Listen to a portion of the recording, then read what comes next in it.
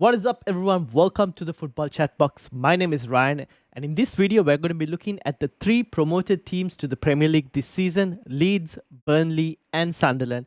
And we're going to be looking at three players to watch from each of those teams, and also have a look at each of those players' individual performances as well, and maybe see if these guys are useful from an FPL perspective as well. If you do enjoy this video, make sure to hit that like button, hit the subscribe button as well if you are new, and let me know in the comments which players have I missed from the promoted teams, or if you're if you're a supporter of one of those promoted teams, let me know in the comments as well. Have I missed certain players, or are you looking forward to maybe some players who haven't been signed but are rumored to be signed for your club that could be ones to watch as well? Having said all of that, let's get straight in to the video.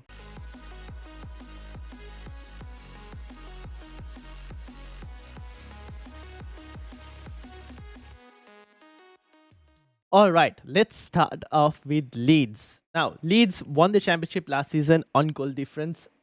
They scored 95 goals from an XG of 89.1, which was actually the third highest goal scored in championship history from what I was able to find of recent times. They managed to keep 25 clean sheets and conceded 30 goals, from a expected goals against or expected goals conceded, whichever way you look at it, of 29.6. So basically conceded the amount they were supposed to concede.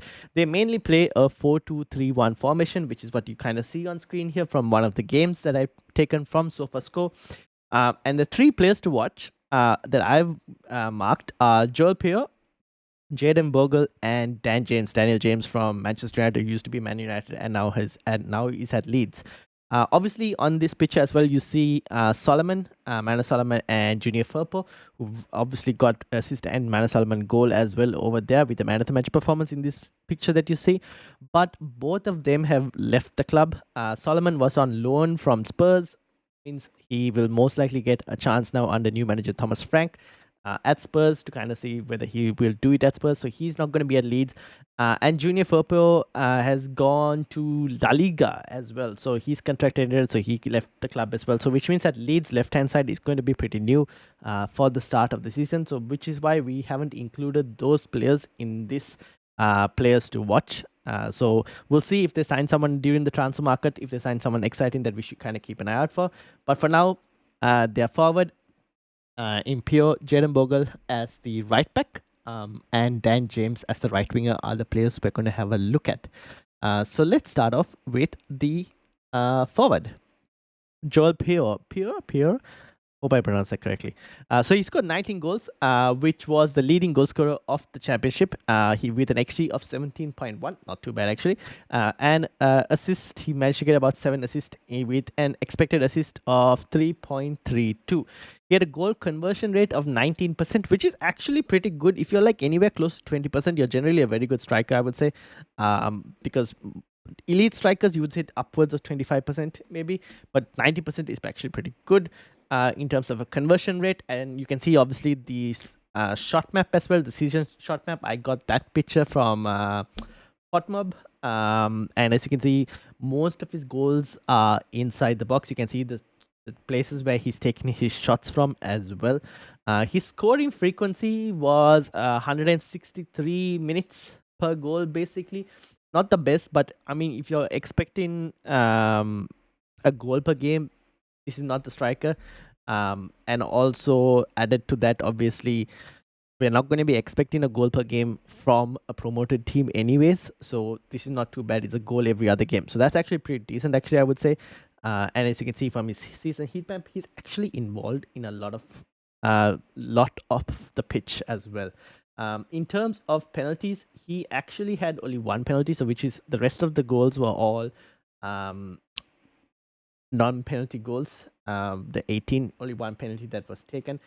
He's also obviously one of the penalty takers from the team. I've noticed that Pascal Strike has also taken 2 penalties for Leeds in their season in the championship, but obviously the forward has taken 1 out of the 3 as well.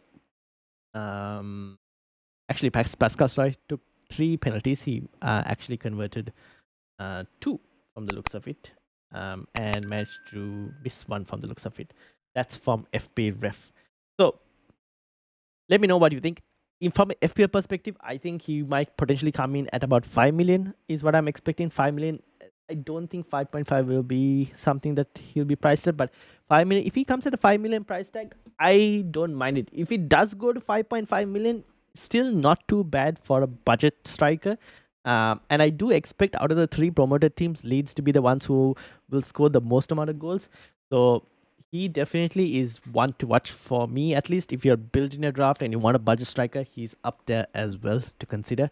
Now, the next player is Jaden Bogle, who is the right back, very highly involved right back, as you can see from the season heat map. Pretty highly involved. Also, decent amount of shots per game. So he got 6 goals in the championship last season from an XG of 5.47 and 4 assists from an XA of 5.87. He had 1.1 shots per 90 and 0.87 chances created per 90 as well. That's actually pretty decent numbers, to be honest, from a right back. As you can see, very heavily involved, and as you can see the shot map as well, I mean, he's taken a lot of shots from inside the box as well when he gets in there. So definitely, if you're looking for an attacking right back from a promoted team, someone who might come in at, I probably expect 4.5 million. I won't be surprised. I think 4.5 million is what he might be priced at. If Leeds have a good set of fixtures where we can kind of target them, then definitely one to consider.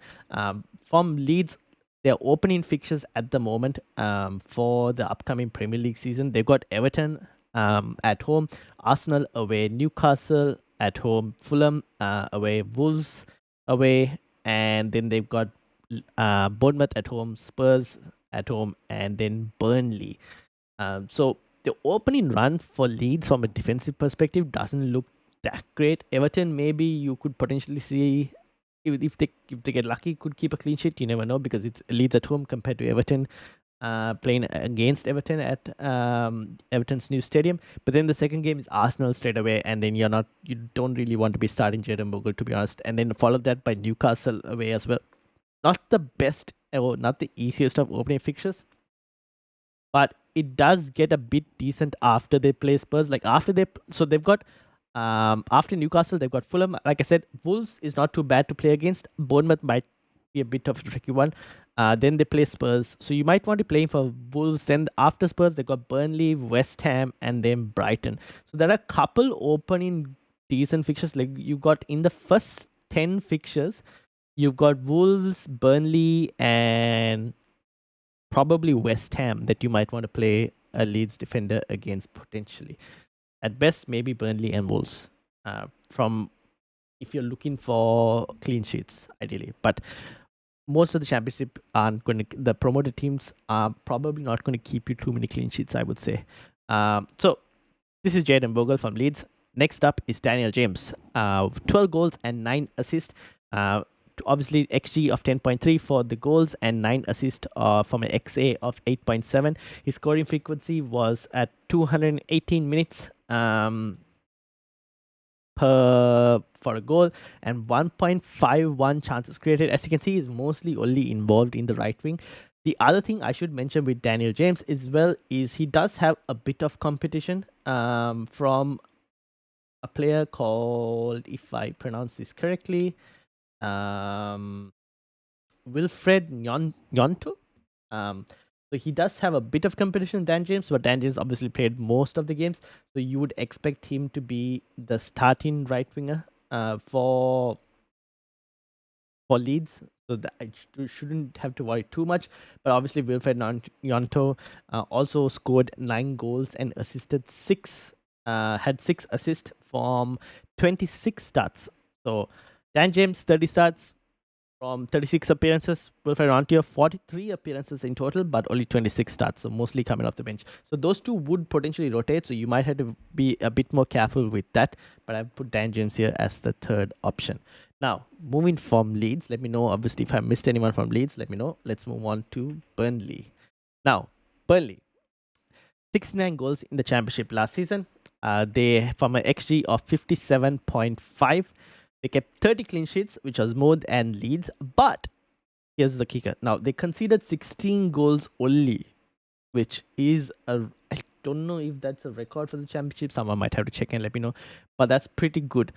However, if you look at the XGC or XGA, 39.1. That's actually, they were supposed to concede more goals than Leeds did as well. So to be honest, Leeds had a better defensive record from a XGC perspective than Burnley had, but Burnley obviously conceded way less. So what's the how it's like they should have conceded more than double of what they actually conceded. That's actually, I don't know. It's hard to explain, to be honest. So, a Burnley fan might have to tell me exactly what's happening. Now, I went and noticed some of their formations. They played a 4-2-3-1. They've also played a 4-4-1-1, which could probably explain maybe there's a low block happening, which is why they conceded a lot of XG because of that.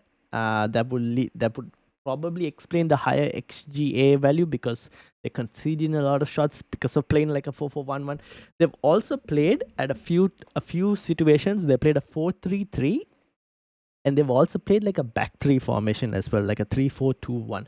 So these are a few things you might have to consider. In a 4-4-1-1 formation, their captain Josh Brownhill, who I put as the first player to watch, has actually played as one of the 10 behind the striker as well.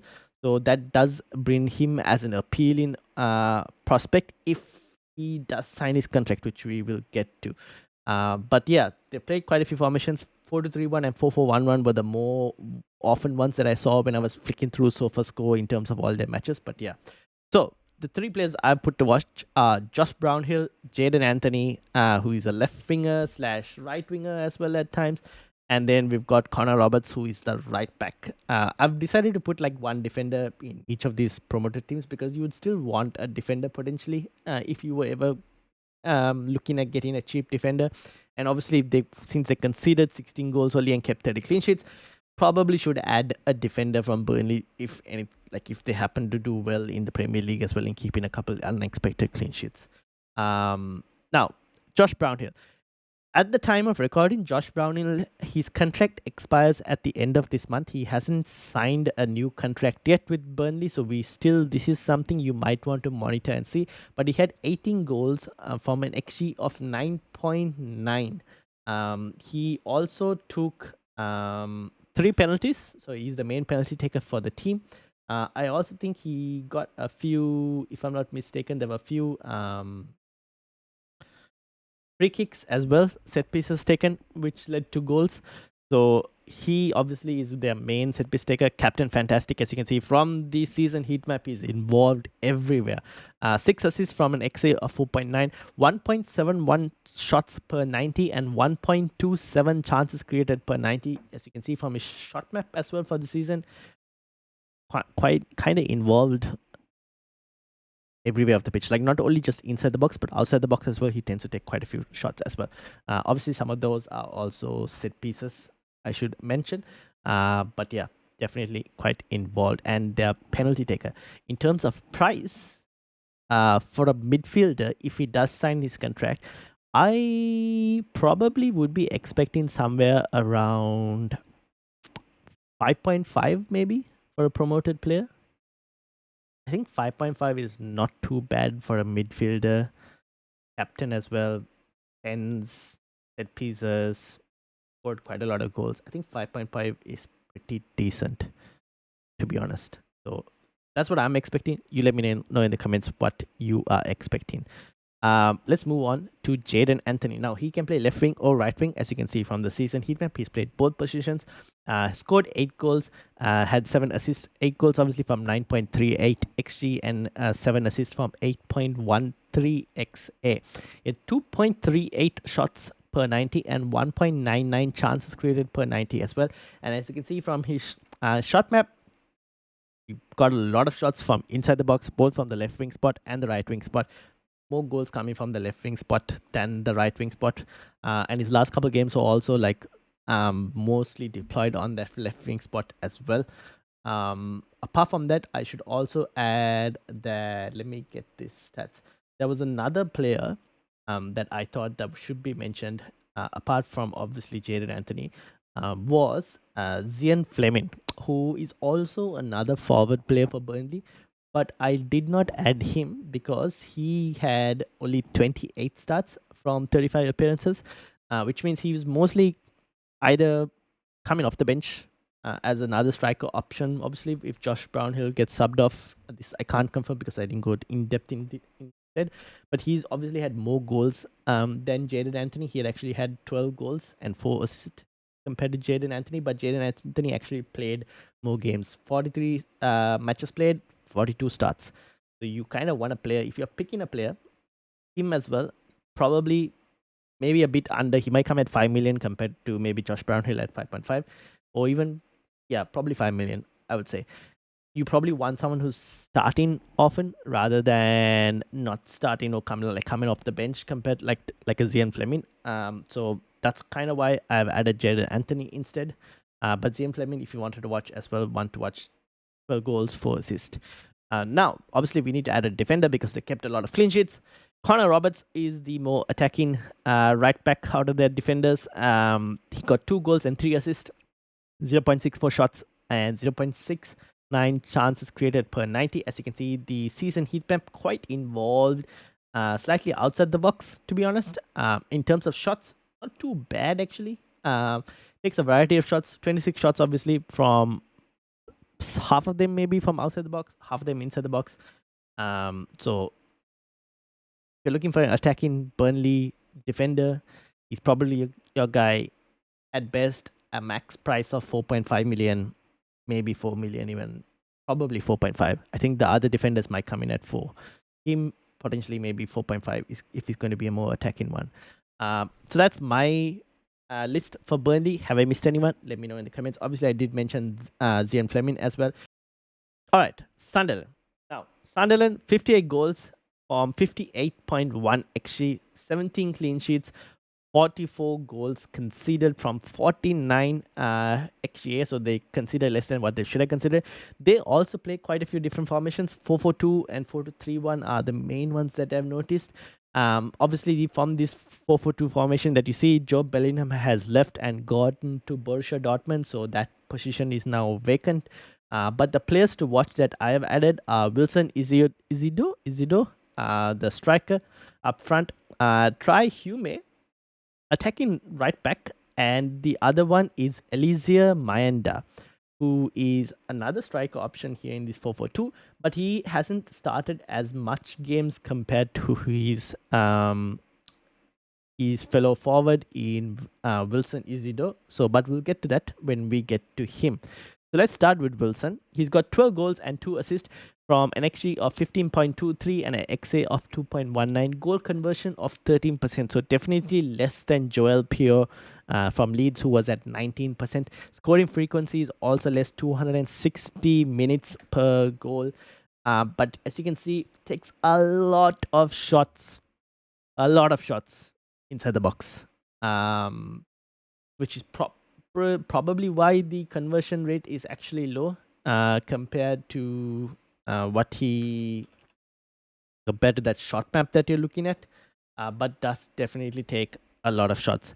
Now, so he is obviously the main forward line or main scorer for Sunderland. Moving on, we've got the right back who is heavily involved, as you can see. 3 goals and 6 assists last season in the championship. XA of 7.54, actually pretty good. 0.69 shots and 1.39 chances created per 90. Not too bad from the shot map, as you can see. But season heat map, look at that. Heavily involved right back, to be honest. Definitely one to consider if you're looking at a right back who might also, again, Sunderland, maybe 4.5, but I think 4 million is probably more likely. Even with this amount of involvement, I don't know if I would be wanting to touch Sunderland defense, and I don't think they're going to have the easiest time in the Premier League as well. It might be a team that we all start targeting instead. Their opening fixtures, though, are not too bad. They got West Ham to start off with at home at Stadium of Light, followed by Burnley away, Brentford at home, Crystal Palace away, Aston Villa after that, Forest, Man United, Wolves, Chelsea, and Everton. So you'd say the opening three actually: West Ham, Burnley, and Brentford. Then Crystal Palace and Aston Villa. It gets a bit more harder after that. It's not too bad. Like if you're looking for a budget, if he comes in at 4 million, if you're looking for a budget player at 4 million, just until you wildcard in like game week 6 or 7, might not be too bad. But I don't think they're going to keep many clean sheets. So I still might potentially avoid, even if the opening fixtures are decent, to be honest. Now, the final player, Eliezer Maenda, who is the forward. Again, a lot of shots taken inside the box. Heat map is, as you can see, quite involved as well. 8 goals from an XG of 9.72 and 5 assists from an XA of 3.48. 2.35 shots taken, as you can see, quite a lot of shots, and 1.05 chances created per 90. Now, he's not the only player that I wanted to mention. The other player that I wanted to mention was obviously Patrick Roberts, who got 2 goals and 7 assists last season. So definitely a very creative player on that right hand side if he does come in. But obviously, Maenda is probably going to come in as a forward more than a midfielder. But obviously, if they play that 4-2-3-1 formation, then this is kind of where I need to see where he gets profiled. If he gets profiled as a midfielder, he could be a punt. The only thing with him is he also doesn't start as many games. So he played 37 games, but only started 22 of that. So he's obviously, again, potentially someone who will most likely come off the bench, play a few games here and there as well. So that does worry me from an FPL perspective. If you're starting the season and you kind of want, if he comes in at 4.5 as a forward and you're going, ooh, I want this guy. If we have uncertainty on whether he's going to start or not at the start of the season, might be a bit of a problem, and you probably don't want a player like that, because if he doesn't start, then you're looking at price falls for a player like him unless he comes off the bench and starts scoring. So that's one thing to kind of keep an eye out for. But Patrick Roberts is obviously another player that was one that I thought I would mention as well. So yeah, that's basically it for my video. Let me know what you thought about that. If you've reached up to this point, please do hit that like button, hit the subscribe button as well. And I will see you all for a live stream looking at some transfers, talking about the Premier League, and just checking out how all of you are doing tomorrow, which is on the Wednesday at 9 p.m. Sydney time. Thank you all for watching. Hit the like, hit the subscribe, and I'll see you all later.